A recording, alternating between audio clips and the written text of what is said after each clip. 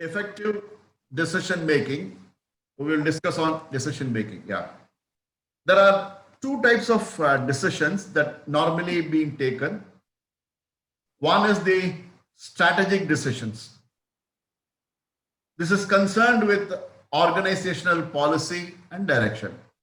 And this involves a lot of people, consensus, discussion, brainstorming, all those things are there. And the next one is operational decisions, which is concerned with our day-to-day management, day-to-day activities, day-to-day decisions and all. So in this 1 hour webinar, I intend, or I'm prepared to discuss on this operational decisions only, concerned with the day-to-day management, day-to-day activities, and what we do with that, and how do we decide or why we don't decide. So I'm going to discuss only on this. I take the privilege and then deliberate on operational decisions only.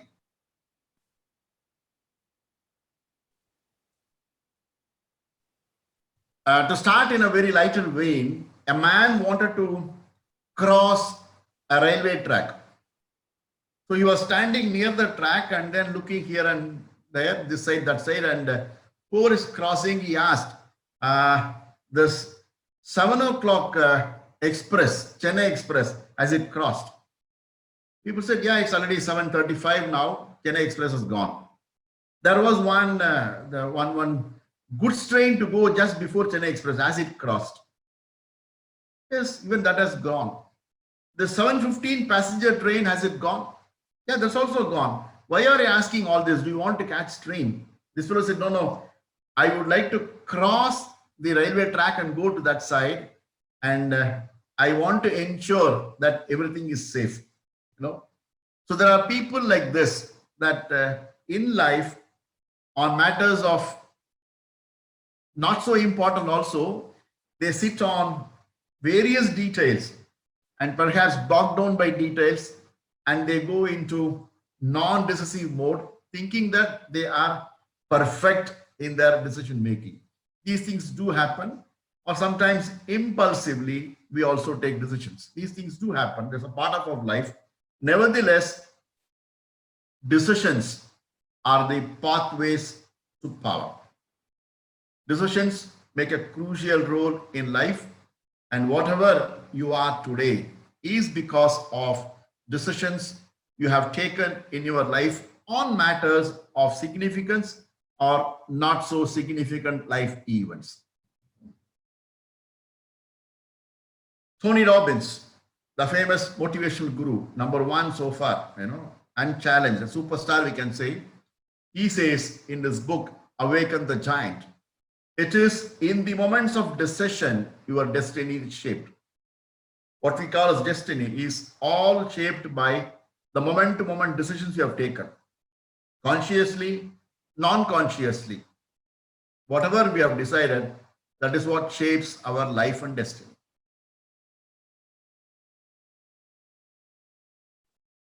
These two big images, or one image with two sides, two opposite sides.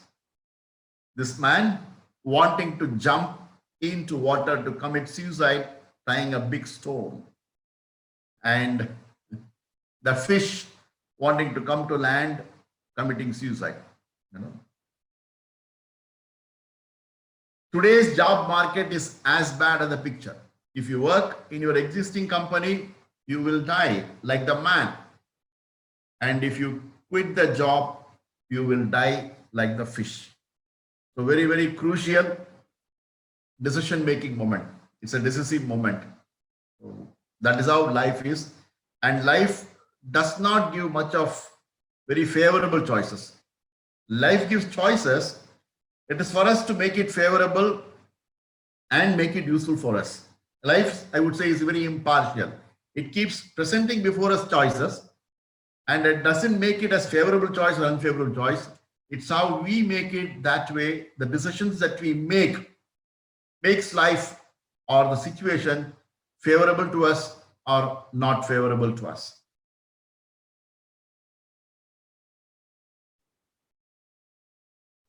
So what you are today is the result of decisions you have taken. Very obvious, very obvious. Whatever. It's normally we would blame circumstances because of them, because of circumstances, because of my unfortunate background, whatever. Nevertheless, human beings are endowed with this privilege of thinking and deciding. Nobody can snatch away the privilege. We may say that circumstances, family, I was compelled. Like I want to take up this line of study, or I would like to do aeronautical engineering, whereas my father wants me to do mechanical engineering or chemical engineering or XYZ, whatever it is, or wants me to go to medicine. So my father forced me. It was not my choice, is what you may say, or decision.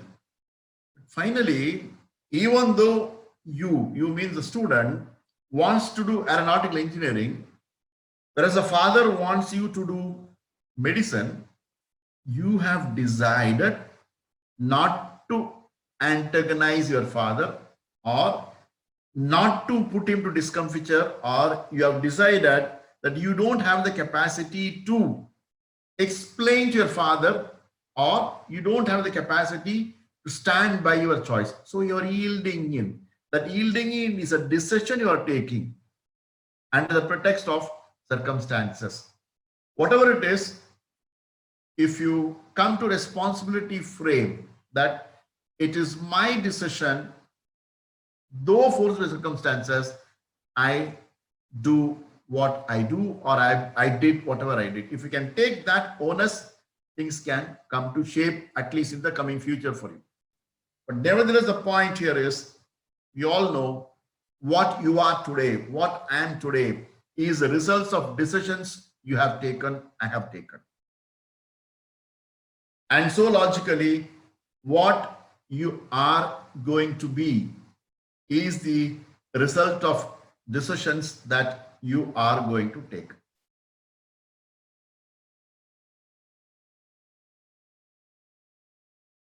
Decisions. I recall 2-3 incidents that I've encountered or read. This I read in a book on motivation, of course, from various lives, how people met their decisive moments and the decision they took changed their life. This happened about the year 2020, about 25 years before. 25 years before.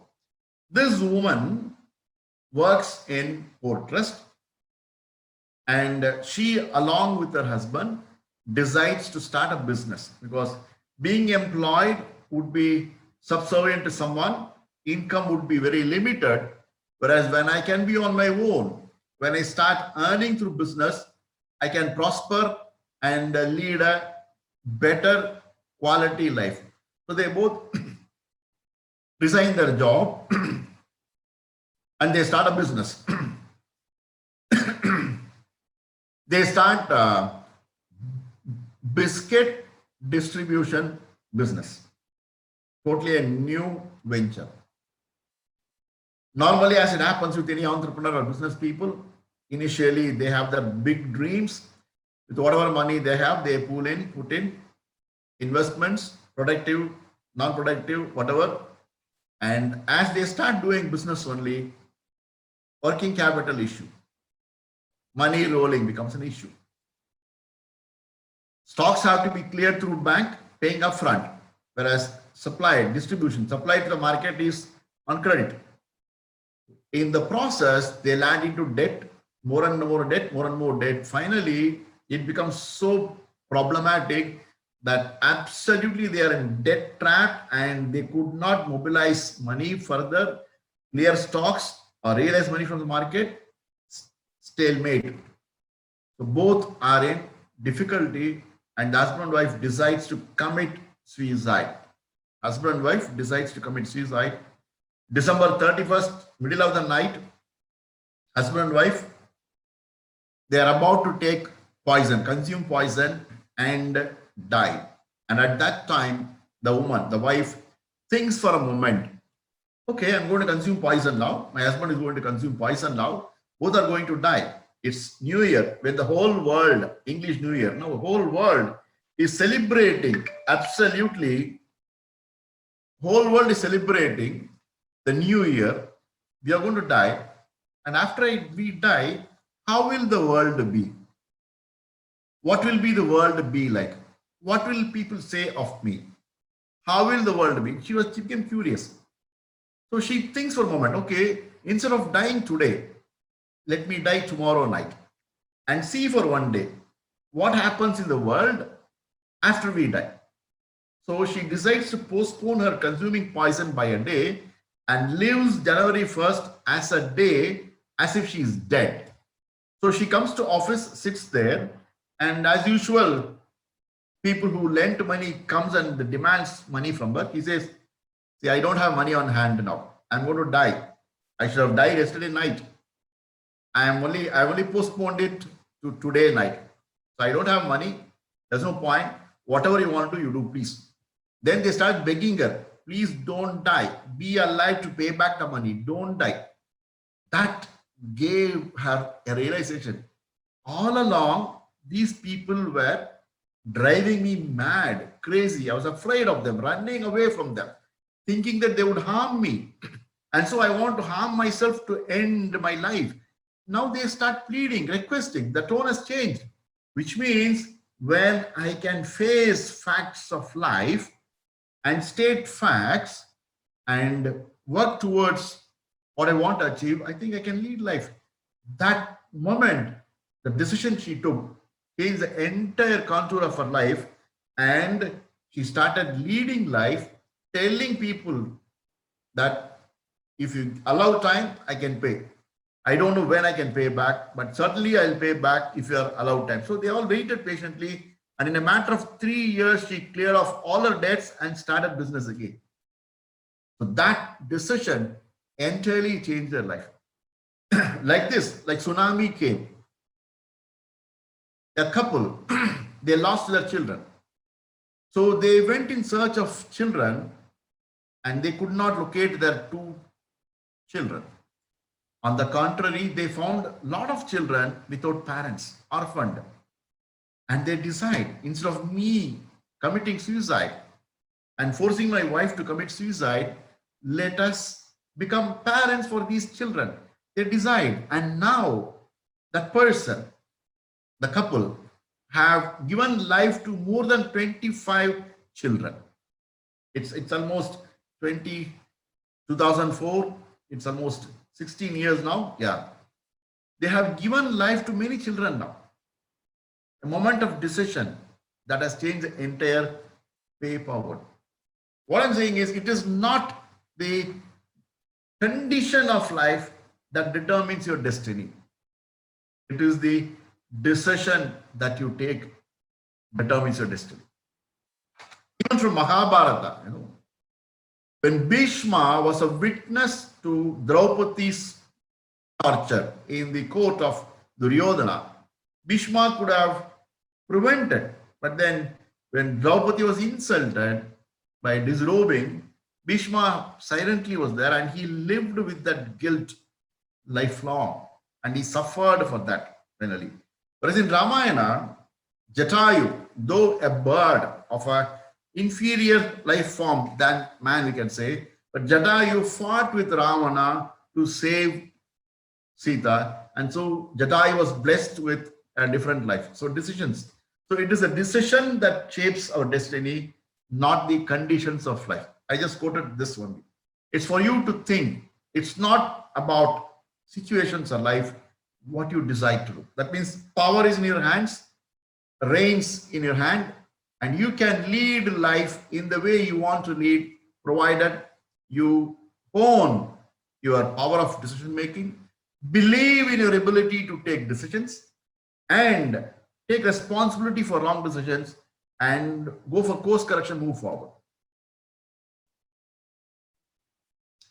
So what is decision? Decision is a choice or a judgment that you make after thinking about various possibilities. This way or that way, where to, what to. Finally, it's narrowing down choice and choosing one out of various possibilities is the decision.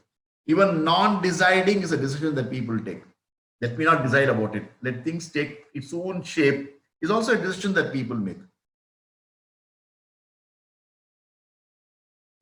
And simple steps for decision making, I'm just giving it. One second. Okay. So we'll just quickly go through this format. Construct, compile, collect, compare, consider, commit. Very easy, common sense only. I'm just sharing it because it's a webinar. Yeah.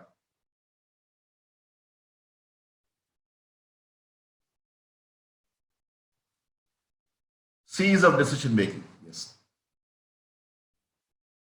Construct a clear picture of precisely what must be decided. That means what has to happen, what is the issue, what needs to happen. We need to have a clear specified outcome. Only then we can move forward. Like the story that comes, Alice in Wonderland. No? Alice says, I want to go. Which is the route? Then the cat would ask, first tell me where you want to go. Only then I can tell you which way to go. So we need to know what we want to decide upon. That was very clear. And once that is being done, then what is all needed for that, we need to make a list. Then not only that, it's all about choices. Life is all about making choices. Even in neuro-linguistic programming, NLP, the psychology of success or mind programming methods, one of the efforts of neuro-linguistic programming is to create choices. The more the choice, the better the control we have on the contact situation. So that way, we need to have what are all the choices that we alternate ways we can have so that we will be able to achieve. Like for example, now when Mr. Prasad could not log in to Zoom from his system, whatever, immediately the alternate choice is that, okay, he passed on to me the login credentials and then it is opened so that we are able to conduct the webinar open. If I am not aware of it, then even we would have said, sorry, some Zoom issue, technical issue and all would have come, whereas we were prepared with alternate choices and so things have been happening.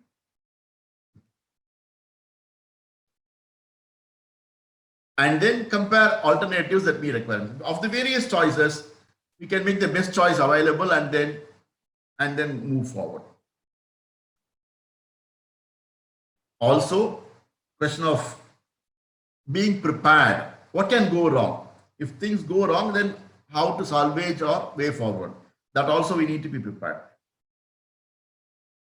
Lastly, this is more of attitude. All along, we can say more of the cognitive level could be done, whereas commit to a decision and follow is more about attitude. It's about the inner drive. We may draft a pathway to what to be doing and all. Finally, in doing, our inner drive comes. This is something that we need to draw from within. Some few examples I'm giving it. Yeah. With a quote, of course. In any moment of decision, the best thing you can do is the right thing. That means whatever that you're doing, that's the best that you can do is the right thing. Not waiting for right thing to arrive or right thing to pop up in your head and do it. It's not that. Whatever that you can do promptly, immediately, without delay, without causing further harm, that is the best thing. So we need to embark on activity. We need to embark on some process. Yeah. So in any moment of decision, the best thing is you can do is the right thing. The worst thing is doing nothing. That is the worst thing. So a wrong decision sometimes is better than non-decision.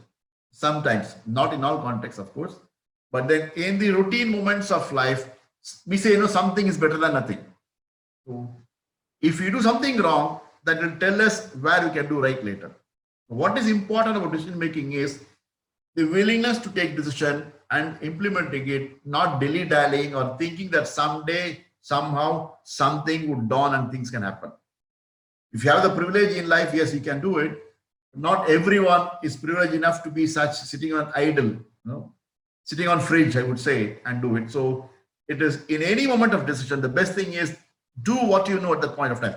The best example for this I would give is the best thing you can do is the right thing is when Lakshmana in Ramayana, he was hit by an arrow from Indrajit or Meghadut, son of Ravana.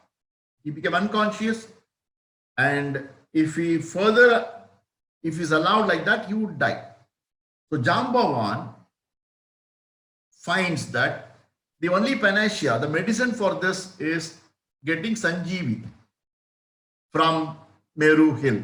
Okay, so Jambavan sends Hanuman to bring that herb from that hill. So Hanuman goes over there and he looks for Sanjeevi herb plant. He could not locate because everything was green for him. What did he do? The best thing he could do at that time, the right thing was just take the whole mountain on hand and bring it. Instead of saying that I went all over there, I could not find it, he didn't give excuse. The best thing he could do at the point of time is completely unearthing the mountain, lifting your hand and bringing it here. The worst thing could have been that doing nothing. So oftentimes in life, thinking that we need to take a very perfect decision, we sit on ice and spoil the whole show.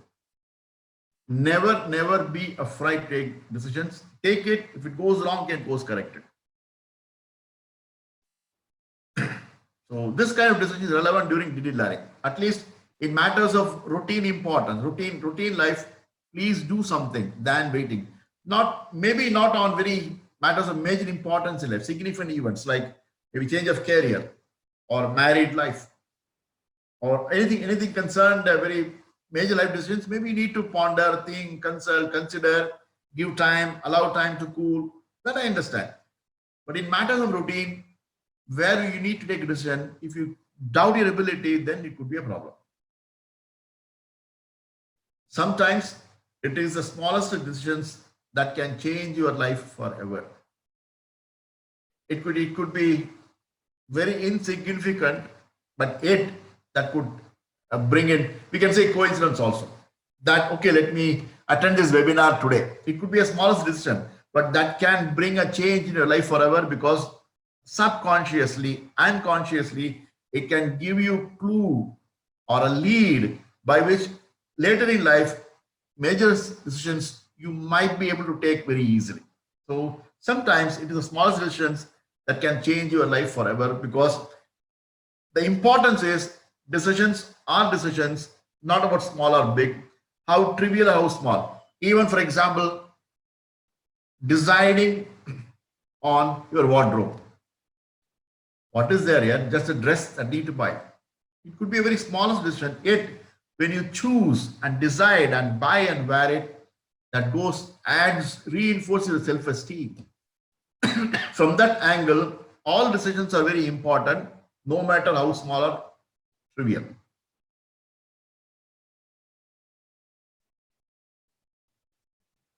Whenever you see a successful business, someone once made a courageous decision.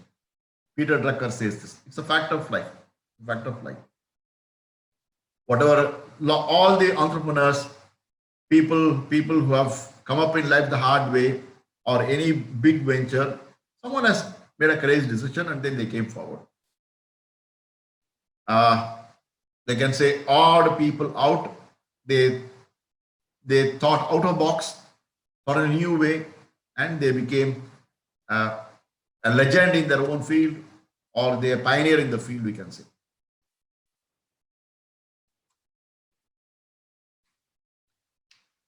Power of initiative and risk taking by people. A calculated risk is always needed in life. I would say risk keeps us brisk. Without risk in life, life would be a drab, a bore. It would be charmless. Risk, in fact, a calculated risk always gives us momentum and motivation for us to exert and give our best, and it hones our skills and abilities. We become stronger in life. Good decisions come from experience, and experience come from bad decisions. So this is very important from the context of taking decisions, not simply dilly-dallying. Everything is a learning in life. So that way, if you decide to take decisions on your own for your life, if you have more of central self-reliance, you may gather information from people, you may consult people, you may discuss with people. Finally, if you make that decision and own it, nothing like it, that strengthens your personality and augments your result.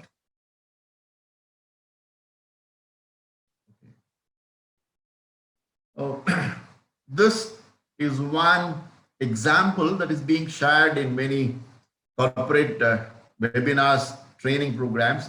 Some of you may be aware of it, and yet I say now this context, this case study, children are playing in the railway track. In the service track, many children are playing, and in the non-service track, only one child is playing. On its own, it just engages in activities in the non-service track. But in the service track, where trains run regularly, there are about 8-9 children are happily playing, and you happen to be there, and you notice a train coming in a far off distance, and you have the tool to change the track. You have the tool to change the track. Yes, you are in that context. The question that is being put is that, what will you do now? Children are playing in the service track where the train is coming, whereas only one child is playing in the non-service track where normally trains don't run over there. What will you decide? Would you change the direction of the train from the regular track to the non-service track so that these children, about 10 children, can be saved? And in the process, maybe one child can be sacrificed. Or would you allow the train to run in the same track? It's a question being put.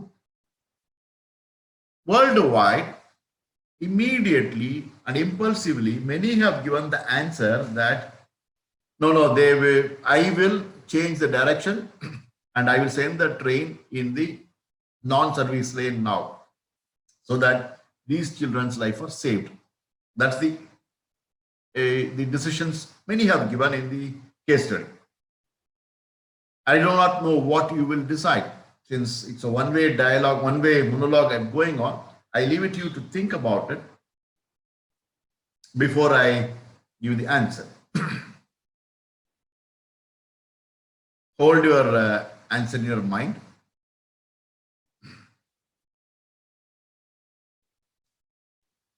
All right, so I come with the finding. Yeah.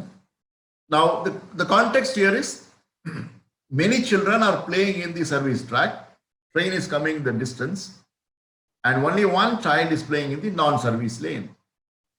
Now, the child which is playing in the non-service lane is an intelligent child, responsible child, that it knows train is not coming, so I can play here.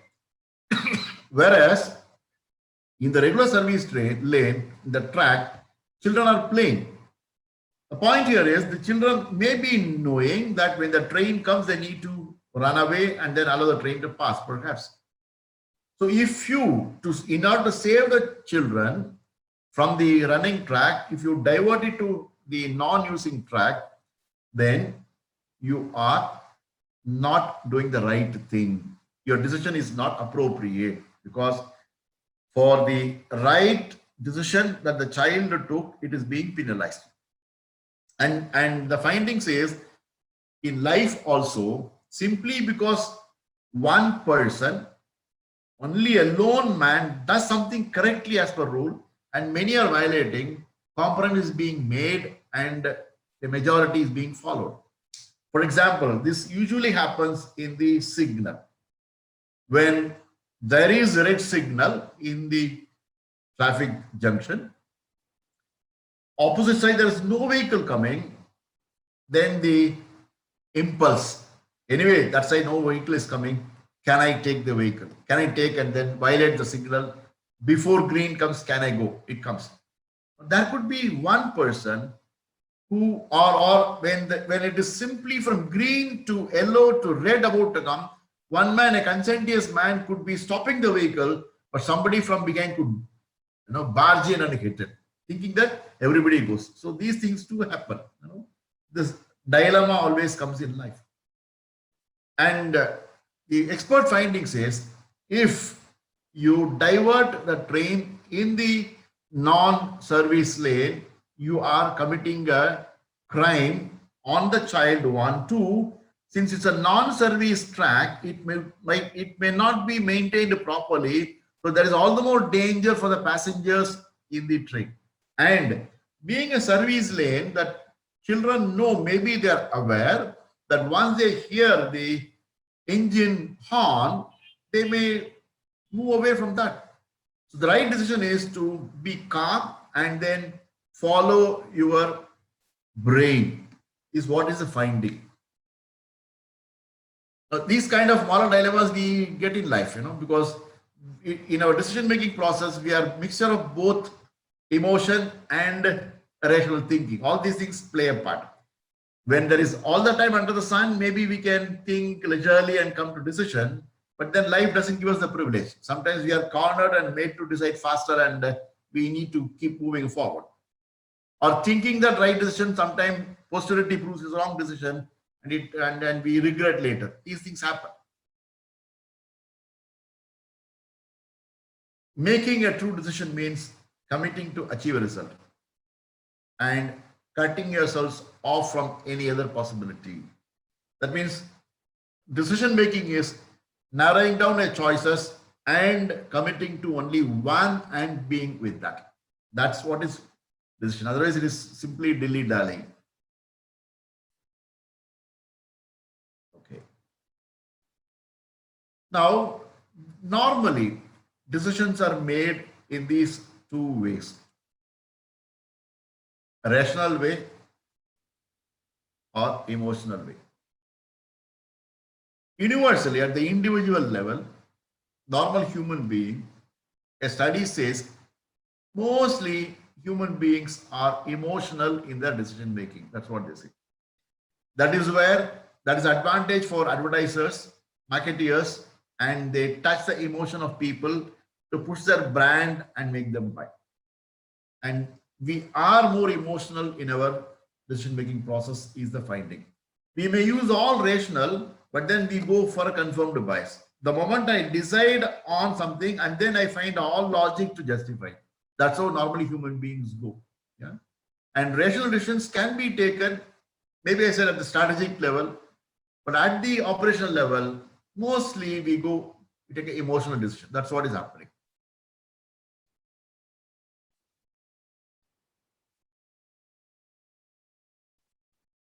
So use your head if facts and information is available. Rational choices, rational decisions you can arrive at if you have all the facts and information on hand. Then you can always arrive at. For example, maybe you go to buy any gadgets, mobile or laptop or any household goods, consumer goods. Maybe you can gather all information, read the review report, compare products, and you have time, and you can always use logic, reasoning, and feasibility, and you can decide upon it. It's possible. But life doesn't give us that luxury. Sometimes with law, especially in relationships, especially in matters of personal concern, where there is liability, where there is accountability, where we are bonded emotionally, then a lot of areas where we cannot bring it to logical decisions. We need to make it as use your heart and then move forward. So wherever it is, ifs and buts are there, use your heart. That's the fact of life. Swami Vivekananda says, this is saying of Swami Vivekananda, when there is a conflict between head and heart, always take the side of heart. Swamiji says, it is because even though we can rationally think, but we are moved by feelings and emotions, even though apparently it could not the right choice, but still go by your heart so that the regret you won't have, and then course correction can be later. This is a fact of life that we are moved, feelings or emotions gives us the motion. So when there's a conflict between head and heart, take the side of heart. That's what Swamiji says, Vivekananda says. And why people are indecisive? Fear of failure. What if I fail? It's not about decisions. It is the consequence of the decision that is what baffles us. That is what puts us off. What will happen? What will happen? What if? What if? What if? That if puts us indefinite factor always. If is indefinite factor. So fear of failure makes us indecisive. What if it fails? What if it fails? Fear of failure. Sometimes fear of success also. No, if I do well this time, and what if they increase their expectation from me and demand more from me? Then also people become indecisive. I've seen in life. So fear of failure mostly. Lack of knowledge. Genuine, of course. Maybe you don't have knowledge sufficiently. But this lack of knowledge can be compensated by acquiring information, by consulting with people. So this can be compensated. The most deterrent is perfectionism. I want to do it perfectly in the foolproof way. Nothing should go wrong. So let me gather all information. Let me equip myself with every data and ways. Let me become stronger. Then I do it. It doesn't happen at all. It doesn't happen at all. So perfectionism is one syndrome which saps our even ability, confidence to decide and be productive. Self-doubt, doubting one's own ability. It's really a curse. Very unfortunate. Even though we are capable of doing something, the self-doubt saps our ability and we are not able to perform. So self-doubt is one reason that people become indecisive. They're not able to take a decision. Low self-esteem. How can I take this decision? I'm not qualified. I'm not this. I'm not that. Low self-esteem could be one decision, one factor that makes us indecisive. One classic example that comes to my mind now, which is, I would say, which is a false sense of esteem. This event, a truck wants to pass through an underbridge, and as it crosses, it gets stuck in the underbridge because the bridge and the truck is touching. It could not move further. So all the experts are breaking their head as to how they can take that truck away. The truck cannot be unloaded because it is fully loaded. It cannot be unloaded. And on both the sides, traffic is very heavy. One small boy, observing this, he was trying to grab the attention of the people engaged in getting the truck out. I want to say something. These people said, no, you are a small boy. What do you know? Keep quiet, keep quiet. So their sense of bloated ego or high esteem, inflated esteem, I would say, prevented them from hearing what the boy wanted to say. And after everybody was tired, exhausted, no further, they asked the boy, what do you want to say? The boy finally said, boss, you need to find a gap of about half an inch or 1 inch now so that the truck can move that side. Deflate the tires. Let the truck come down and then push it that side. You can take it out that way. So the boy decided what should be done and he wanted to communicate. And these guys, in the name of experience, ignored all along. Finally, when they were exasperated, tired, then they asked this boy. So low self-esteem also is one cause for indecision. Sometimes people think so high of themselves that they do not know the reality, and so they don't take decisions and sleep on it. So these are the factors on that people become indecisive. We will address this as to how one can overcome. The most exciting thing about this is power of decision is already you possess it. You have it. You have been taking decisions and you have been leading a life. It's not that you need to be taught or educated about decision making skill or ability and need to take. You know how it should be done. And here I would like to share two neuro-linguistic programming principles that excellently facilitates in our decision-making ability and confidence. If you can follow these two principles, I bet you will be highly successful in your decision-making ability and you will be able to move forward.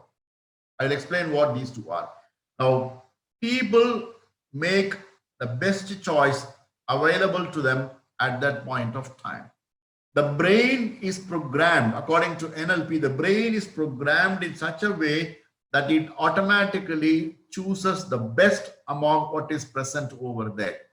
We may not be having the entire logical details, cognitive factors available to come to a logical conclusion, yet given the choices in front of us, and when you weigh the details and pros and cons of the choices, the brain normally and automatically chooses the best available at that point of time.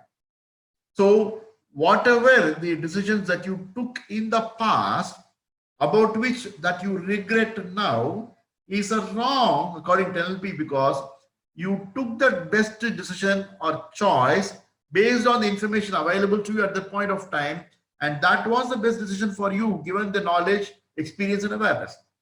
So what is the use in regretting over the past decisions you made? There's no point, because that was the best choice at the point of time. Acknowledge and keep quiet. So, and even now, when you can make more choices available to you, then automatically you are empowered. The brain, neurologically, you are empowered to make the best choice available to you, and you can take the right decision possible. So increase your choices in life, then it becomes easy for you to come to the right decision automatically. Your whole system will help you. That's the belief of NLP, and it works well in life. Choices. Like for example, crude example, I would say that when you want to buy a shirt, only one shirt that you want to buy, yet you go to a shop where about 10 shirts are available, where a variety is available, so that you are able to make the best choice available. Even though you're going to buy only one shirt, choices give you the frame of finding the best and then taking it. So people make the best choice available to them at that point of time.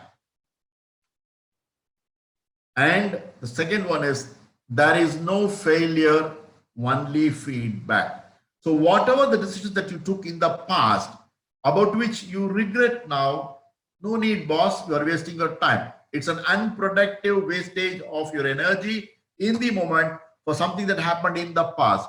So there is no failure. Even if you have decided wrongly in the past, which proved later as a failure, then take it as a learning so that you don't repeat it in the future. And success, my friends, is simply a law of average. Nobody succeeds 100% in all their activities. It's not. It's simply a law of average. By and large, in weighted average, if you have succeeded 80%, then you are a success in life. There are some failures bound to happen. And in my understanding and what the books say also, no one in life has taken 100% right decision in their life so far. Maybe a person is yet to be born, or already those people have gone. Or we can conveniently say God makes perfect decisions. It's convenient for us to believe that and move forward, so that at least when I see myself as a fallible person, God is infallible. That gives me the strength to rely on his strength and take right decisions in the future. So that way, these two principles, people make the best choice available to them at the point of time, and there's no failure, only feedback or learning, is very powerful. And please follow these two principles. You will be able to take right decisions in the future. You will not be indecisive. You will not be dilly-dallying. You will be prompt in taking decisions. In case things go wrong, you will course correct and take right decisions in the future. Now, how to hone your decision-making skill? Very, very easy. Convert your routine activities as a tool to harness your power to decide. What do I mean by that? Decide what you're going to do for bath. When you want to go for a bath, so decide what time, the soap, toiletries, whatever. What is going to what are you going to have a breakfast? Decide and eat. What is the dress that I'm going to wear today? Decide. So taking bath, eating, exercising, which way I'm going to walk today? Decide and do. Decide and do. I go for walking today. In this direction, I'm going to walk today. Decide and then do. Do not be conducting your routine as autopilot, mechanically. No. Every small activity that you do, decide and do. Morning 6:30, I'm going to have coffee today. At 6:30, prepare your coffee and have it.